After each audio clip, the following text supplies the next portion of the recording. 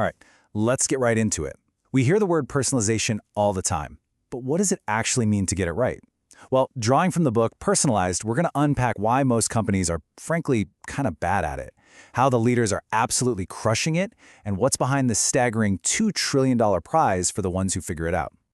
We have to start right here, because, let's be honest, we've all been Abraham Mark at some point. You know that feeling. You get an email and they've completely butchered your name. Or you get an ad for the exact thing you just bought yesterday. It's that cringy, all-too-common feeling of personalization gone horribly wrong. And you know that feeling isn't just a small irritation. It's really the heart of what the authors call the personalization paradox. I mean, think about it. Companies have more data on us than ever in history, but a whopping 2/3 of us say that the personalized stuff we get is either just inaccurate or feels creepy and invasive. There's this huge gap between the data they have and the experience they're delivering.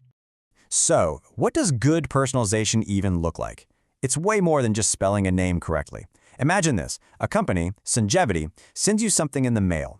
You open it, you type a URL into your browser, and bam, there's a satellite image of your actual house, with solar panels already drawn onto your roof, and right next to it, a super detailed breakdown of costs, how much you'll save based on your roof's angle and tree cover, and even referrals from your actual neighbors. Now that isn't an ad, that's a solution. It's a genuine wow moment that makes your life easier, and it just perfectly shows the massive canyon between getting it wrong and getting it right.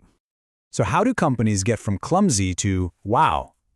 Well, it's not luck or magic. The companies that are winning follow a very clear playbook, and it's all built around fulfilling 5 specific promises to you, the customer. Let's break those down. So here they are, the 5 promises. It all kicks off with empower me. Basically, help me get something done. Then comes know me. Use my data, sure, but do it smartly and securely. Next is reach me. Connect with me at the right moment in the right place. Then show me. Give me something that's actually relevant. And finally, delight me. Keep finding new ways to make the experience better. The whole idea here is that this isn't about tech. It's about the value you're delivering every step of the way. And that first promise, empower me, is by far the most important one. It's the foundation for everything else. It means shifting your entire focus from how do I push this product to how do I help this customer achieve their goal? Whether that's finding an answer, fixing a problem, or just saving them a few clicks. Real personalization is about making the customer's life easier, not just hitting a sales target. Okay, so what happens when you actually get this playbook right? Well, the reward is enormous. And this isn't just about making people happier. We're talking about a financial impact so big, it is literally reshaping entire industries as we speak. Just look at that number. That's $2 trillion. The research shows that this is the prize in accelerated growth that's up for grabs for personalization leaders just in this decade. This isn't some far-off prediction. It's happening right now. And here's the crucial thing to understand. That $2 trillion isn't new money just magically appearing. It represents a direct transfer of wealth and market share. It is money actively moving from the pockets of the companies that are still getting your name wrong over to the ones that are showing you solar panels on your roof. And the data backs this up completely. The researchers built a personalization index, and the results couldn't be clearer. Companies at the very top for personalization are growing their revenue by 10% a year. The ones at the very bottom, they're flat, zero growth. It's a straight line connecting good personalization to real growth. And this growth translates directly to shareholder value big time. Personalization leaders delivered a 25% average annual return to their shareholders over 5 years. That blows away the market average, and it absolutely demolishes the laggards who actually lost their investors' money. This isn't some tiny edge. It's a massive game-changing advantage.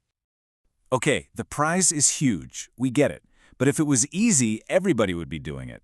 The truth is, it's incredibly hard. And the book gives us a super simple rule of thumb that explains why so many companies just can't seem to get it right. Here it is. This is the big secret. We tend to think personalization is a technology problem, but it's really not. The 70-20-10 rule shows us that success is 70% about your people and your processes, how your teams actually work together. Only 20% is about the data itself, and a tiny 10% is about the technology. The hardest part isn't buying the cool new software, it's rewiring how the whole organization thinks and operates. So what does that 70% actually mean?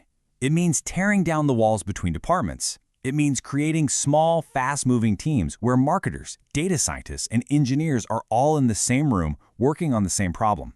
It means changing the whole company culture from launching these massive, slow-moving campaigns to just running tons of small, quick experiments and learning from them every single day. That's the 70%. That's where the real work is. So if getting the organization right is the how, what's the ultimate thing that makes all of this work? It's not the data. It's not the algorithms. It's something much, much more human. In the end, it all comes down to trust. As personalization gets smarter and more powerful, trust becomes a company's single most valuable asset. Look, customers aren't naive. We know you have our data. The expectation, the deal, is that you'll use it responsibly to actually make our lives easier. The true leaders get this. They value that trust just as much as they value any sales number on a spreadsheet. You know, this one quote from a customer in the book just says it all perfectly. It's this pragmatic, clear-eyed view of the world we live in. It's like, okay, the cat's out of the bag, you have the data, now the burden is on you to use it in a way that provides real, tangible value. And that really brings us to the final point here. Personalization isn't optional anymore. It's the new battlefield for competition. But getting access to a customer's data, to their attention, that's not a right. It's a privilege. And it has to be earned over and over again with every single interaction. So as you go about your day, think about this.